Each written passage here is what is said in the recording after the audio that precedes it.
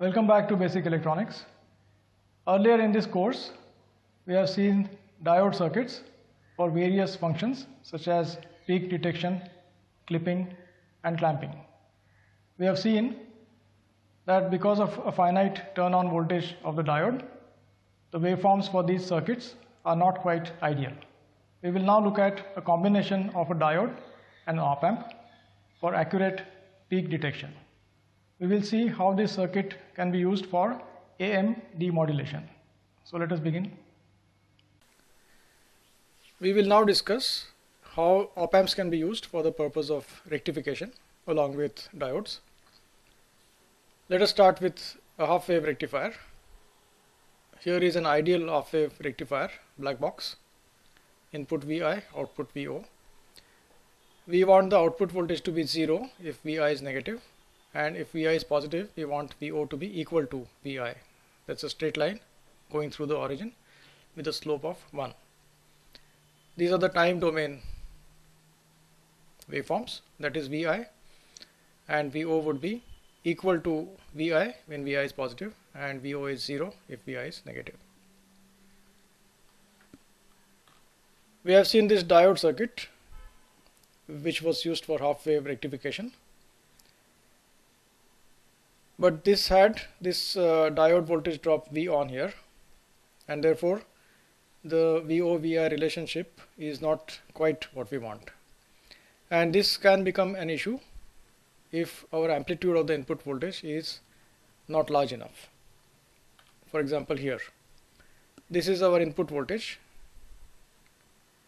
this is our V on, the voltage drop across the diode when it conducts, and now conduction is possible only if Vi exceeds V on.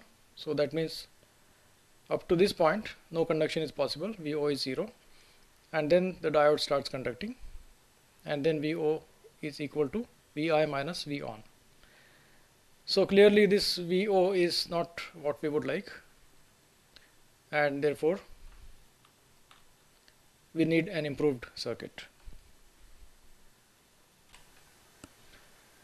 Here is an op-amp circuit, and it works as a half-wave precision rectifier, and we will see that the voltage drop V on of the diode does not appear in the Vo versus Vi relationship for this circuit. We will figure out why. So let us take two cases. One, D is conducting, and when the diode is conducting, we will replace that with a battery, say 0.7 volts for a silicon diode, and in that case this feedback loop is closed. The op-amp operates in the linear region, and the circuit looks very much like the op-amp buffer circuit that we have seen, except for this voltage drop there. Now since the input current I minus is 0, this current, IR is equal to ID, so the current path is like that. And what is V plus minus V minus then? It is equal to VO1 divided by AV, the voltage gain of the op-amp, which is a large number, something like 100,000 for the 741 op-amp. What is VO1? Remember, the diode is conducting, so therefore VO1 is VO plus this diode voltage drop, which is say 0.7 volts. Therefore V plus minus V minus is VO plus 0.7 divided by AV. Now since AV is such a large number, this quantity is nearly 0 volts, and therefore V plus and V minus are nearly equal. What is VO now? VO is the same as V minus, and therefore VO is nearly equal to V plus, which is the same as Vi. So when the diode is conducting, we have VO equal to Vi.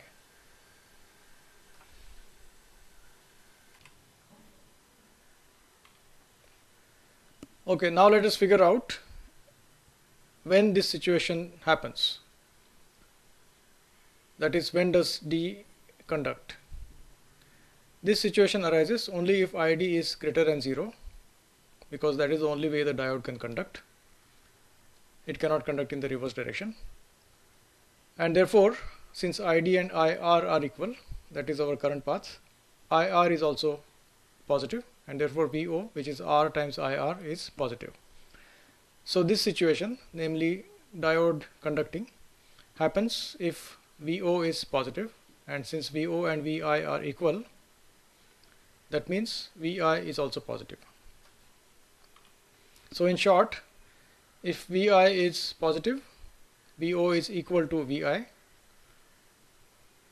That's a straight line passing through the origin with a slope of 1. And the most important point to be noted is that V on, the diode drop, does not appear in the graph. What happened to V on? It got divided by this very large voltage gain of the op amp. Let us now consider the second case, that is D not conducting. So we replace D with an open circuit. And now there is no possibility of any current here because there is no current going in or out of the op amp. So therefore VO is equal to 0. What about VO1, this op amp output? Since the op amp is now in the open loop configuration, there is no feedback path because this loop is broken here. A very small VI is enough to drive it to saturation. Note that V minus is the same as VO, which is 0 volts. So therefore all it requires now to drive the op amp into saturation is a small value of VI. And that VI has to be negative because we have already considered the other case when VI was positive, the last slide. And that means V plus is negative, V minus is 0. So therefore the op amp is going to get driven to minus Vsat. And that is what VO versus VI would look like in this case. VO is simply 0 and VI is negative. This plot summarizes the operation of the half-wave precision rectifier. When VI is positive, VO is equal to VI. The diode conducts. When VI is negative, VO is 0 and the diode does not conduct. This circuit, this box here, is called the super diode. Why is it called super diode? Because it behaves like an ideal diode with V on equal to 0 volts. And it is represented by this symbol sometimes. When the diode conducts, the op amp operates in the linear region and we have V plus nearly equal to V minus. Just summarizing the important points that we have already looked at. When the diode is off, the op amp operates in the saturation region. V minus is 0, the same as VO, which is 0 when the diode does not conduct. V plus is VI and therefore VO1 is equal to minus Vsat. One question that arises is, where does IR come from in this figure? Does it come from VI? The answer is no. It actually comes from the op amp. So it is supplied by the op amp power supply. That's something we should remember. Let us now look at an application of the super diode or the half-wave precision rectifier, and that is AM demodulation. AM signals are amplitude modulated signals, and let us see what those are first. There are three components involved in amplitude modulation. One is the carrier wave C of t, which is a sine 2 pi fc times t, and fc is called the carrier frequency. Now this is a relatively high frequency, and here is an example of C of t. Then there is the signal itself, for example an audio signal, and it could be of the form small m of t equal to capital M sine 2 pi fm t plus some phase angle. Now this fm is a frequency which is much smaller than the carrier frequency, and here is an example of small m of t. clearly this frequency is much smaller than this frequency. And in real life, of course, this modulating signal is not generally just a simple single sinusoid. It could be much more complex. But all the frequency components of the modulating signal are much lower than the carrier frequency. And from the carrier wave and the signal, we derive the AM or amplitude modulated wave, y of t equal to 1 plus m of t times c of t. And we will assume that this capital M is less than 1. So here are the waveforms. We have A equal to 1, the amplitude of the carrier, M equal to 0.3, this number, Fc is 200 kilohertz, the frequency of the carrier, Fm is 10 kilohertz, the frequency of the signal. And clearly this Fm is much smaller than Fc. This is our y of t. And what do we notice? We notice that the frequency is the same as the carrier signal, but its amplitude goes on changing. And that dashed line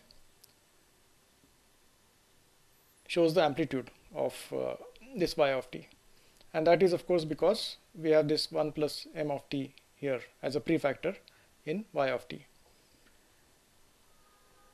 Now this is called the envelope, because if we see carefully, this signal waveform is enveloping the carrier in y of t.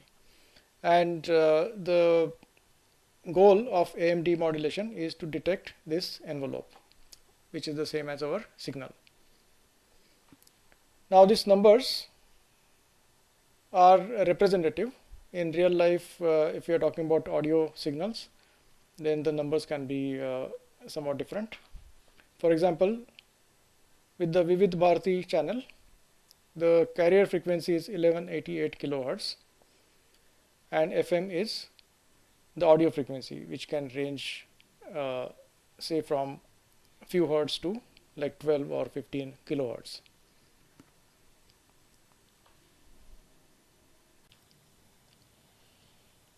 Here is a circuit using the super diode, which can be used for demodulation of AM signals. It's essentially a peak detector, and we have looked at this circuit earlier when we were talking about diodes.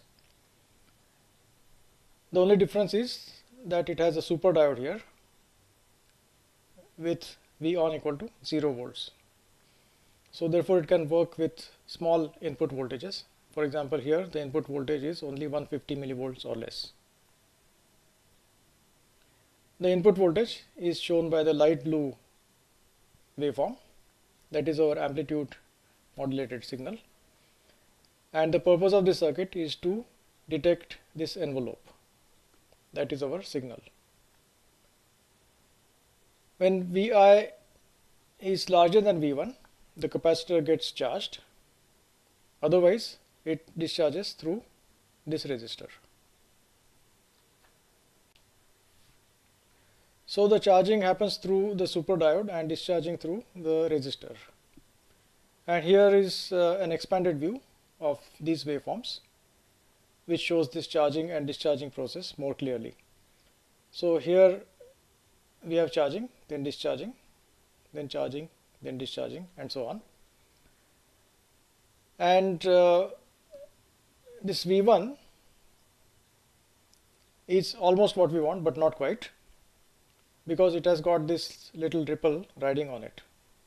So it is not this envelope that we are seeking, but the envelope with some ripple voltage on top of it. And we of course want to remove that ripple voltage, and that is done with this filter here, which we have not shown in detail.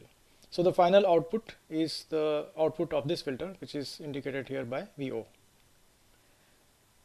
Now the time constant RC here has to be very carefully selected, and let us demonstrate that with this circuit file. Here are some simulation results.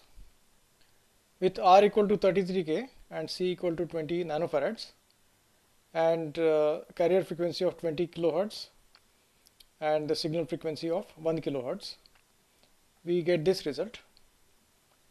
And here the output is what we would like. This is the envelope which is detected as the output voltage, and it has got a small ripple riding on it, which we can filter out.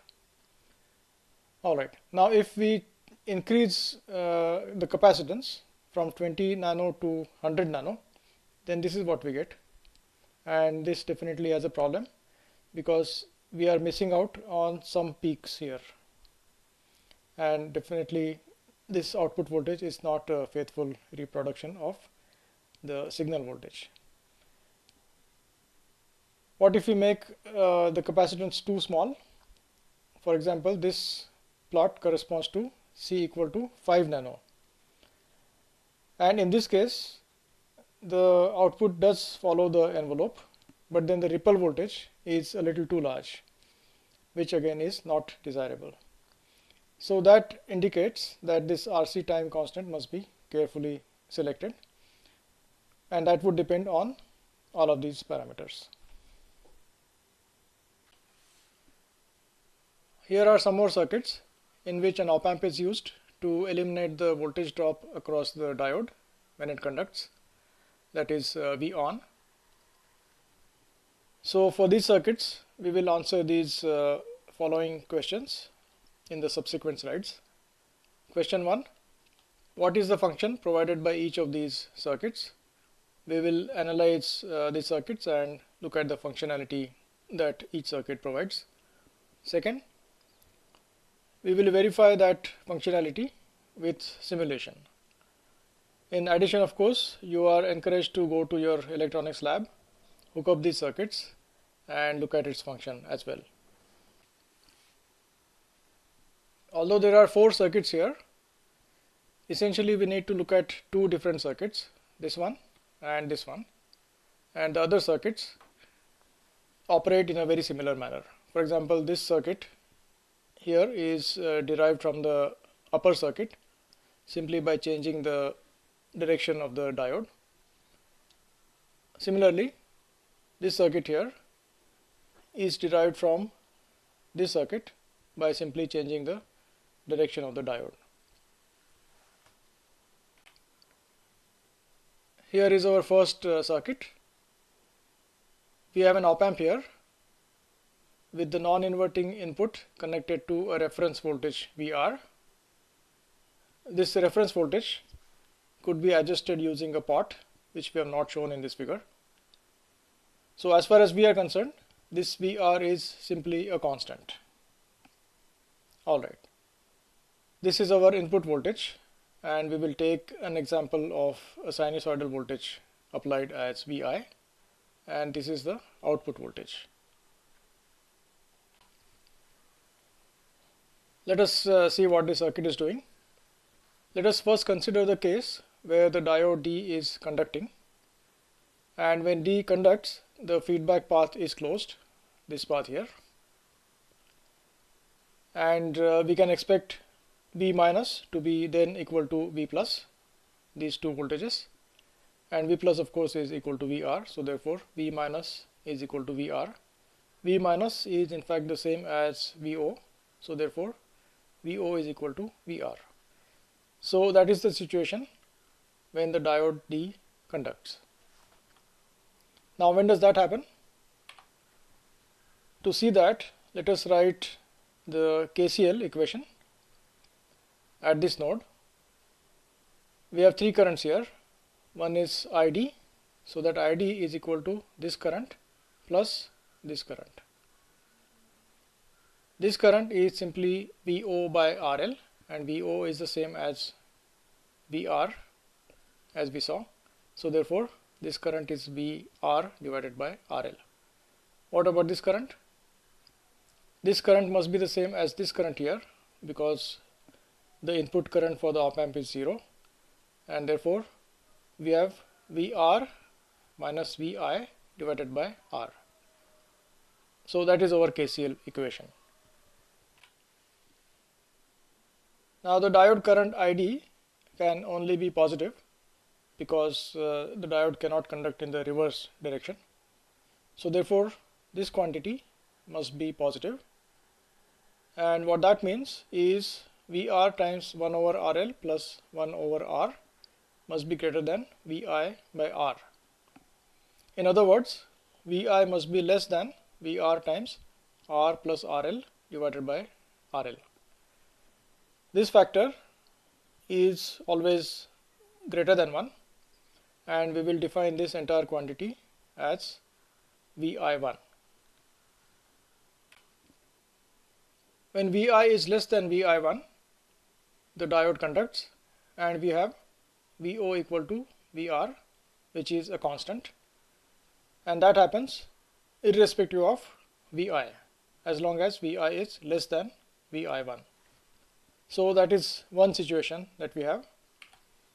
And in the other case, that is when Vi is greater than Vi1, the diode does not conduct, and what do we have then?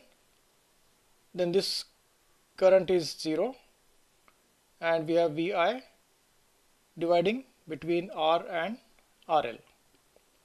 So then Vo is given simply by voltage division. Vo is then RL divided by R plus RL times Vi, like that. And here is the plot of Vo versus Vi.